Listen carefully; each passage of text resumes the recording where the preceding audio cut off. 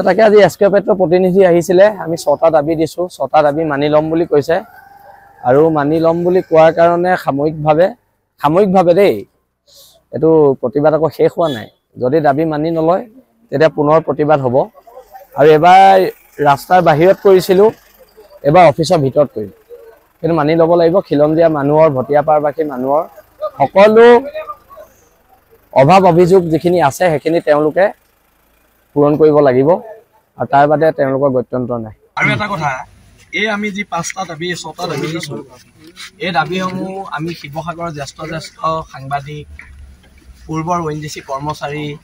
x কৰ্মচাৰী আমি সকলোৰে লগত পাতিহে এইখিনি দাবী দিছো এইখিনি দাবী যদি আপোনালোকে ভাবে কেৱল বিল আছে থানাৰ দাবী এটো নহয় এইখিনি দাবী শিৱসাগৰৰ বুদ্ধিজীৱী মহলৰ দাবী শিৱসাগৰৰ জ্ঞানী গুণী মানুহৰ দাবী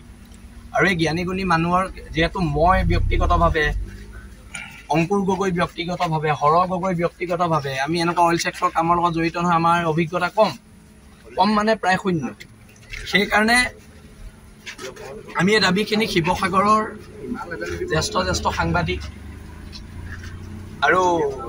ইয়াৰ ONGC ৰিটায়াৰ্ড পাৰ্চন বহুতৰ লগত পাতি আমি এই দাবী 6টা কৰিছো আপোনাৰ এছকেপেটৰ মই এজন কৰ্মচাৰী মই এই লাচিত ধাৰাৰ মঞ্চৰ পৰা আপোনালোকৰ আগত মই মানে তেওঁলোকে যিটা দাবী দিছিলে 6টা দাবী দিছিলে সেই 6টা দাবী আমি পূৰণ কৰিম বুলি তেওঁলোকৰ আগত আমি অৱগত কৰিলো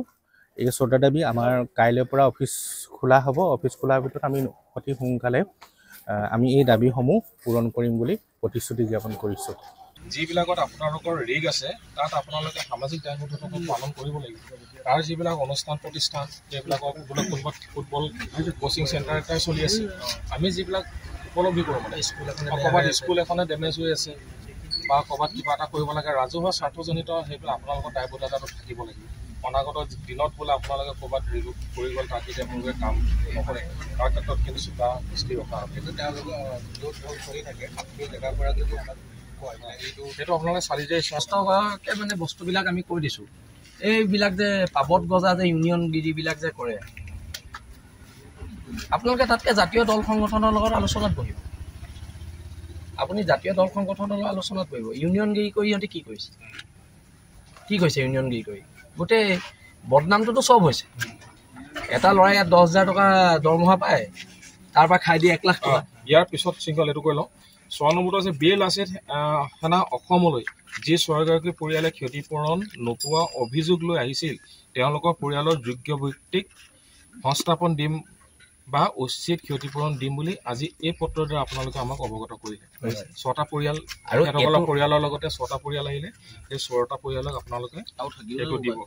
তাৰপৰা উক্ত দাবীসমূহ সঠিকভাৱে ৰূপায়ণ কৰিম বুলি বিএল আছে থানা অসম শিৱসাগৰ জিলা সমিতিৰ প্ৰতিশ্ৰুতিবদ্ধ হ'লো আচলতে এই দাবীখিনি তেওঁলোকৰ ওচৰত আমি প্ৰেৰণ কৰিছিলোঁ যোৱাকালি আমাক তেওঁলোকে হোৱাটছআপত এইটো দিলে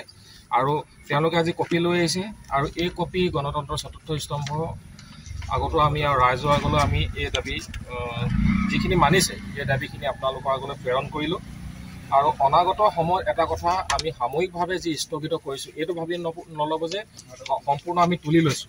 আমি সাময়িকভাৱে স্থগিত ৰাখিছোঁ আৰু অনাগত দিনত যদি আপোনালোকৰ কিবা গাফিলতি দেখোঁ তেতিয়াহ'লে কিন্তু সমগ্ৰ ৰাইজৰ সহযোগত পুনৰ গণতান্ত্ৰিক প্ৰতিৰোধ কাৰ্যসূচী আমি কৰিব লাগিব